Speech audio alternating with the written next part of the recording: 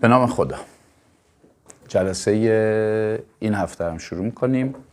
طبق روال ما چند هفته شروع کردیم از زندگی مولانا، بعد رسیدیم به آثار مولانا مثنوی. یکی دو جلسه است داره درباره مثنوی صحبت می‌کنیم.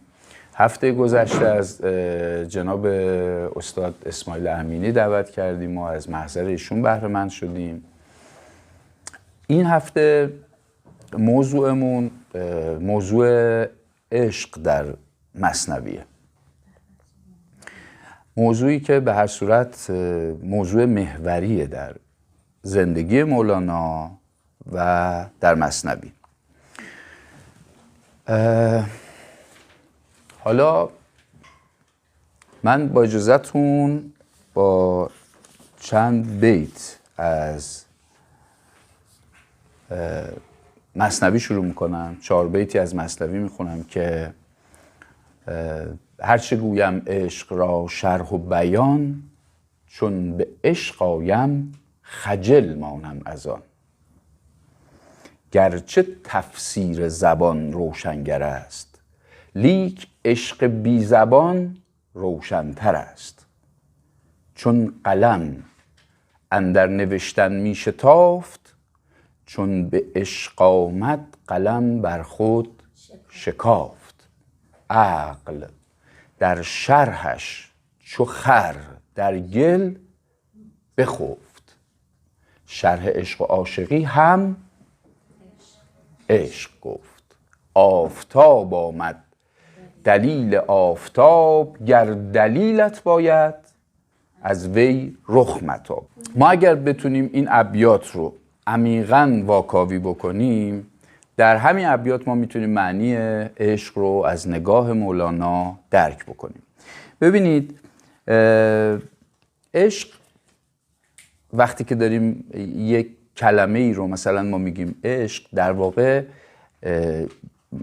ممکنه که ما دچار سوء تعبیر، سوء تفاهم بشیم از این کلمه، به دلیل اینکه خیلی از کلمات هستن، خیلی از مفاهیم هستن که در زبان عمومی و مردم عامی، در تداول عمومی دچار سوء تفاهم میکنن ما رو. یعنی به قول ادبا اینا اشتراک لفظیه، یعنی دو کلمه ای که ظاهرشون مثل هم دیگه است ولی دریای اختلاف بینشون هست. یعنی چی؟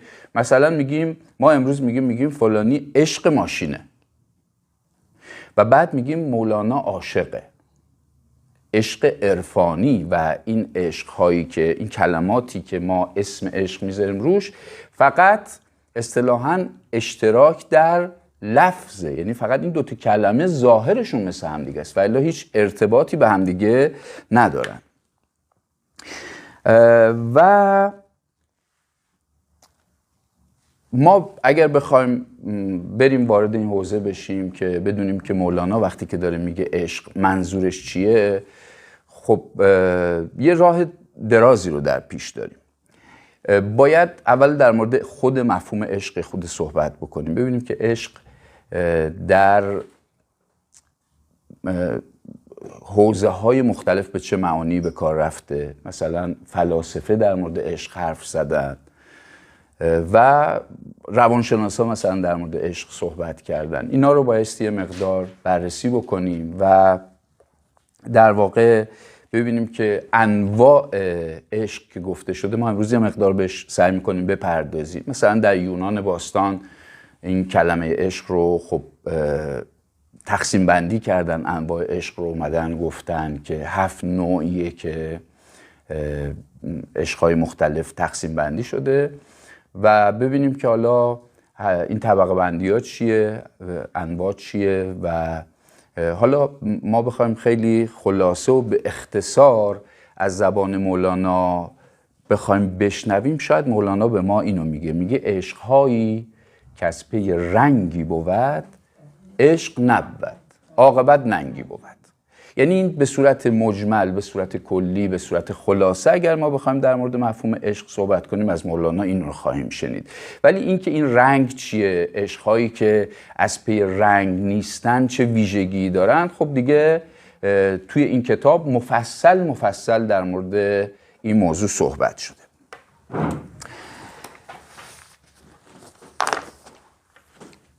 نکته بعدی که من میخوام در مورد عشق بگم از نگاه مولانا اینه که ببینید در تداول عامه ما وقتی که داریم از عشق حرف میزنیم با سطح نگاه و اندیشه عمومی جامعه این کلمه رو میفهمیم.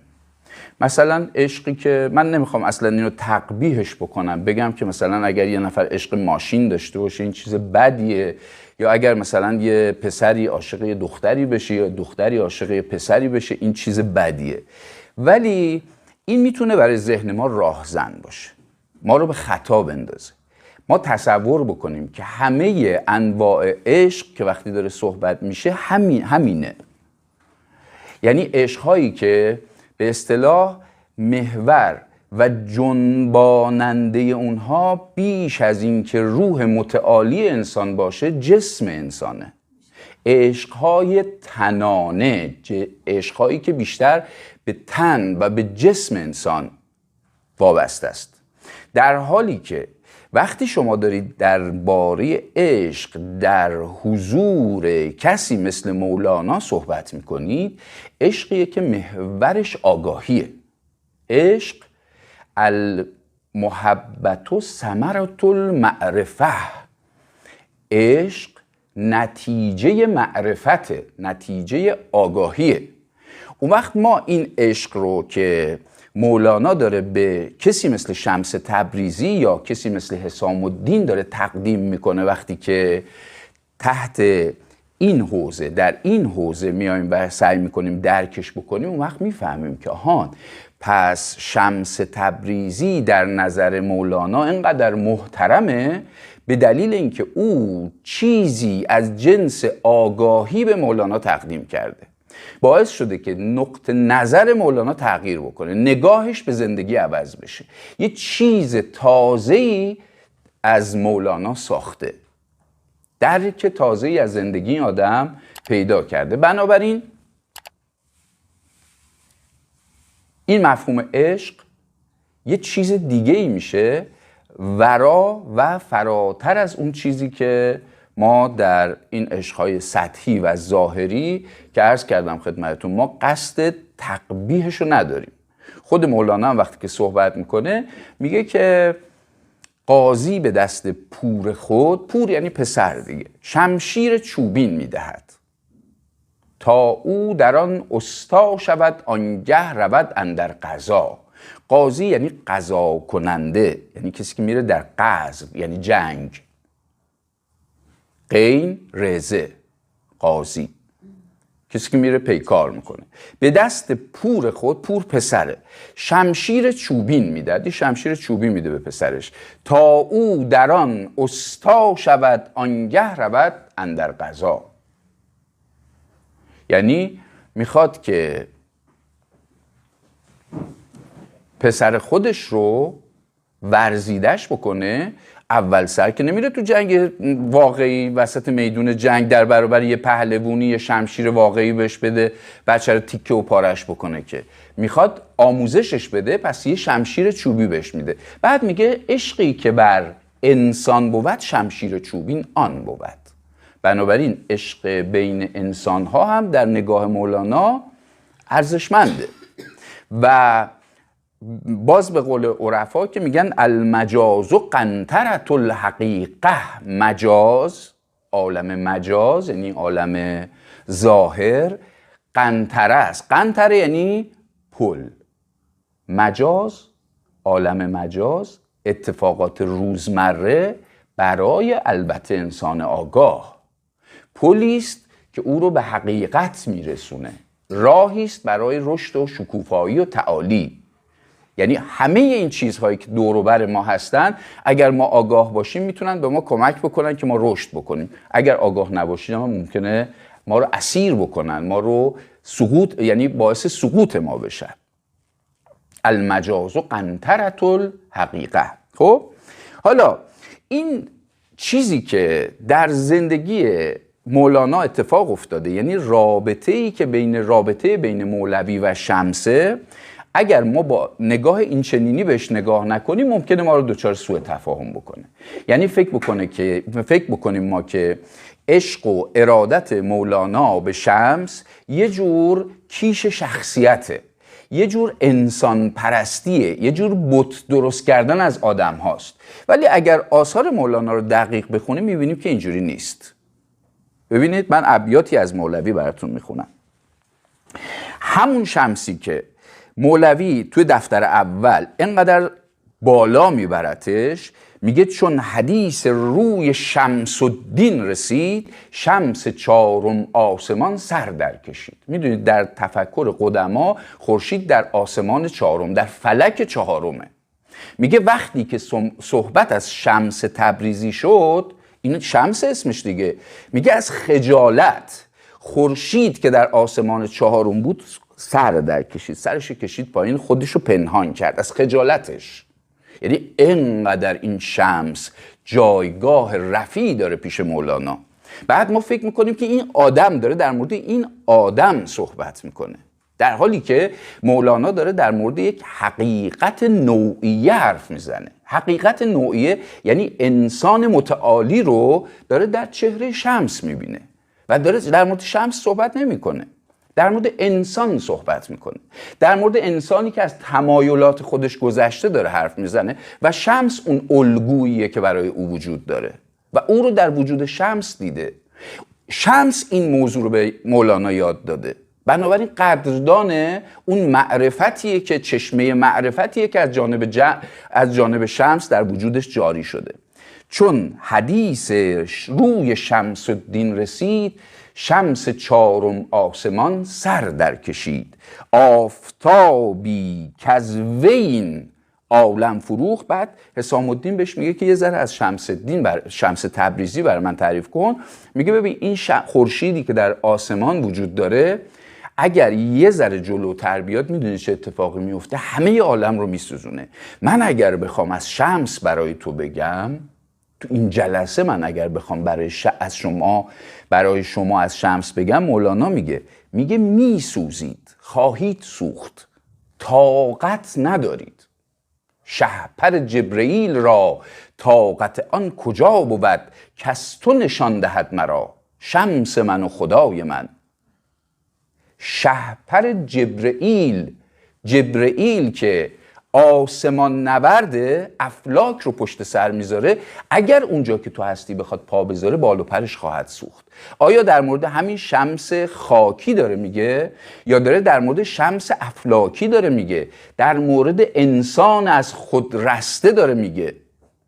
خب بعد میگه آفتابی کز وین عالم فروخت. فروختن یعنی برافروخته شدن، روشن شدن. اینجا آفتابی که این عالم رو روشن کرده شمس رو داره میگه. اندکی گر پیش آید جمله سوخت، فتنه و آشوب و خونریزی مجو، بیش از این از شمس تبریزی مگو. شما میگی که آقا این شمس اصلا به قول امروزی ها محو وجود شمس تبریزی مولانا و این شخصی که براش انقدر ارزشمنده. حالا یک ابیاتی رو از یکی از غزلیات مولانا براتون میخونم که غزل 1576 میگه که اون وقت متوجه میشیم که این حقیقت نوعیه‌ای که مولانا داره ازش حرف میزنه، اون شمسی که مولانا داره میبینه و اون رو در کسوت شمس تبریزی دیده چه ویژگی داره. میگه این هیکل آدم است روپوش، ما قبله جمله سجده هایی. ما چیزی ورا و فراتر این هیکل هستیم، این جسم مادی هستیم. این هیکل روپوشه که یه چیزی دیگر رو در خودش پنهان کرده. این هیکل آدم است روپوش، ما قبله جمله سجده هاییم. آن دم بنگر، اون نفسی که انسان رو به وجود آورد، اون نفسی که در وجود انسان دمیده شد، آن دم بنگر مبین تو آدم. آدم این جسم ماست، اون دم اون روح ماست، اون چیزی که وجود ما رو ارزشمند میکنه که اگر نباشه ما میشیم یه جسم بی خاصیت، یه مرداری که به زودی متعفن میشه. آن دم بنگر مبین تو آدم، تا جانت یعنی جانت را به لطف در رباییم. ابلیس نظر جدا جدا کرد، پنداشت که ما ز حق جداییم. شمس تبریز خود بهانه است، شمس تبریز خود بهانه است. ماییم به حسن لطف ماییم، ما خودمونیم. شمس تبریز در وجود منه، در وجود شماست. و بگرد اون شمس تبریز درون خودت رو پیدا کن، اون شمس تبریزی که میتونه تو رو به آگاهی برسونه، تو رو بیدارت بکنه، اون شمس. و الا این شمس بیرونی نمادیه از اون چیزی که در درون تو هست. با خلق بگو برای روپوش، با خلق بگو برای روپوش، کو شاه کریم و ما گداییم. ما را چه ز شاهی و گدایی، شادیم که شاه را سزاییم. محویم به حسن شمس تبریز، در محو نه او بود نه ماییم. من و ما، شمس تبریز اون کسیه که باعث شد که من از این من و مایی فاصله بگیرم. خب این چیزی بود که به عنوان یه مقدمه من خواستم خدمتتون عرض کنم که تا بریم انشالله توی اون بدنه اصلی که نمیدونم امروز شاید برسیم شاید نرسیم، شاید مجبور بشیم که یه جلسه دیگه حداقل در مورد این موضوع عشق در مثنوی صحبت بکنیم. من موضوع شمس تبریزی و عشق و ارادت مولانا رو پیش کشیدم برای اینکه اون سوء تفاهمی که ممکنه در این نوع رابطه وجود داشته باشه، این سوء تفاهم رو خود بهش بپردازیم. ببینید ما برای اینکه موضوع عشق و موضوع عشق در واقع در آثار مولانا رو و در ذهن و نگاه مولانا بخوایم بررسی بکنیم، باید یه کمی در مورد روابط مولانا حرف بزنیم که خب ما قبلا این کار رو انجام دادیم. یه تعدادی از جلساتمون بوده که این جلسات موضوعش در واقع شمس تبریزی بوده، موضوعش حسام الدین چلپی بوده، برهان الدین محقق ترمذی بوده، صلاح الدین زرکوب بوده. جداگونه در مورد اینکه این عشق و ارادت و رابطه چجوری بوده ما صحبت کردیم. دوستان اگر خواستید میتونید برید، ضبط شدهش هست، ویدیوهاش هست، میتونید برید ببینید. یکی اینه. دومی آثار مولاناست که حالا ما جلوتر یه مقدار توی آثار مولانا در مورد اون چیزی که مولوی بهش میگه عشق صحبت میکنیم و به این موضوع میپردازیم. و یکی هم سیره، روش و منش مولاناست که خب یه مقداری توی یه سری آثاری که بعد از مولانا نوشته شده مثل مناقب العارفین و اینا در مورد این صحبت شده که مولانا زندگیش چجوری بوده. ببینید چون عرض کردم خدمتتون عشق مولانا یه عشق رمانتیک نیست که بر اساس یک هیجانی باشه، عشقیه که بر پایه و بر مبنای عقل، بر مبنای معرفته. بنابراین برای اینکه عشق مولانا رو ما بتونیم درک بکنیم باید بدونیم که ریشه معرفتی این اتفاق چیه. این از این به عنوان مقدمه. و یه نکته دیگه هم اینه که واقعیتش اینه که ما با گفت و شنید، به قول خود مولانا، الان ابیاتی رو میخونم که ایشون میگه آقا در نیاید عشق در گفت و شنید. اینو باید بدونیم، در نیاید عشق در گفت و شنید. عشق دریایی است قعرش ناپدید، قطره های بحر را نتوان شمرد. 7 دریا پیش آن بحر است خرد، یعنی کوچک. 7 دریا رو بیار پیش اون دریا. من میگم آقا این دریای ظاهری رو نمیشه قطره هاشو شمرد. 7 دریا پیش اون دریایی که من دارم ازش اسم میبرم، یعنی دریای عشق، هیچه. یعنی قابل ببین وقتی شما یه چیزی رو میخوای تعریف بکنی باید بهش احاطه پیدا کنی. وقتی یه چیزی رو میخوای درک بکنی باید بهش احاطه پیدا کنی. عشق قابل ادراک نیست، لااقل با عقل قابل ادراک نیست.